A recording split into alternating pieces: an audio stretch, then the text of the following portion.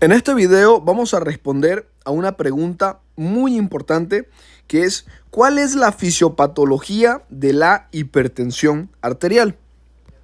Vamos a dar una respuesta compleja al final, pero primero veremos punto por punto cómo se construye la fisiopatología de la presión arterial, cuáles son esos mecanismos fisiológicos que están dañados y por ende perpetúan la hipertensión del paciente. Comencemos por el primero de todos, que es la disfunción endotelial. O sea, vamos a tener una disfunción del endotelio que va a producir menos óxido nítrico, que recordemos que producía vasodilatación, va a aumentar la producción de endotelina, que produce vasoconstricción y aumenta el estrés oxidativo. Todos estos efectos aumentan la presión arterial y además de eso también va a estimular el remodelado vascular y el engrosamiento de las arterias, lo que hace que las arterias sean rígidas y la presión arterial aumente todavía más. El segundo mecanismo es la activación crónica del sistema nervioso simpático. Básicamente, el paciente con hipertensión va a tener una constante activación del sistema nervioso simpático, lo que va a producir un aumento de la frecuencia cardíaca, un aumento de la contractilidad cardíaca, un aumento de la vasoconstricción y, como no, un aumento del eje renina-angiotensina-aldosterona, ya que recordemos que los receptores mediante los receptores beta 1 del riñón, específicamente de las células yuxtaglomerulares, se excitaba y liberaban renina. Entonces, la estimulación beta adrenérgica sobre los beta 1 estimula la liberación de renina. Y todos estos efectos, como no, aumentan la presión arterial. El tercer efecto es la desregulación del eje renina-angiotensina-aldosterona. Básicamente va a haber un exceso de angiotensina 2, lo que va a producir vasoconstricción y retención hídrica. ¿Por qué? Porque la aldosterona, recordemos, produce retención de sodio y agua y también se estimula la ADH, hormona antidiurética, que también reabsorbe sodio y agua, ¿cierto? Y además también produce más vasoconstricción. También asociado a esta desregulación del eje renina-angiotensina-aldosterona, vamos a tener una mayor liberación de radicales libres que produce daño endotelial y terminan por perpetuar remodelado vascular y fibrosis. Hasta ahora hemos visto dos mecanismos que aumentan el remodelado vascular y la fibrosis vascular, que son la disfunción endotelial y la desregulación del eje renina-angiotensina-aldosterona.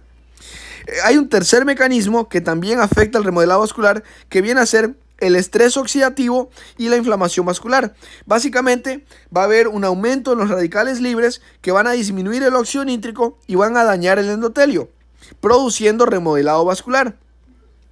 También los linfocitos T, B e incluso la interleuquina. Los linfocitos B, T y B se sabe que participan de alguna forma en la hipertensión, y la interleuquina 17 y el interferón gamma se sabe que también disminuyen la liberación de óxido nítrico y dañan el endotelio. Entonces hemos visto tres efectos que promueven el remodelado vascular: la disfunción endotelial, la desregulación del eje renina-angiotensina-aldosterona y el estrés oxidativo e inflamación vascular.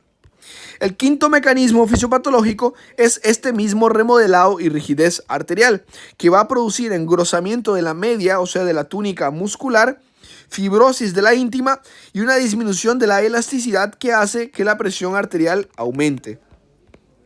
Finalmente, una alteración. El sexto mecanismo sería una alteración de la natriuresis por presión. Recordemos que el riñón tiene un efecto importante, que es la natriuresis por presión, que hace que cuando la presión arterial aumente mucho, el riñón elimine sodio y agua. Y de esa forma, pues, los elimina en la orina, que es una natriuresis, que es esa eliminación de agua y sodio por la orina. Va a haber una alteración de esa natriuresis por presión en el paciente con hipertensión, produciendo retención de sodio incluso cuando la presión se mantiene alta.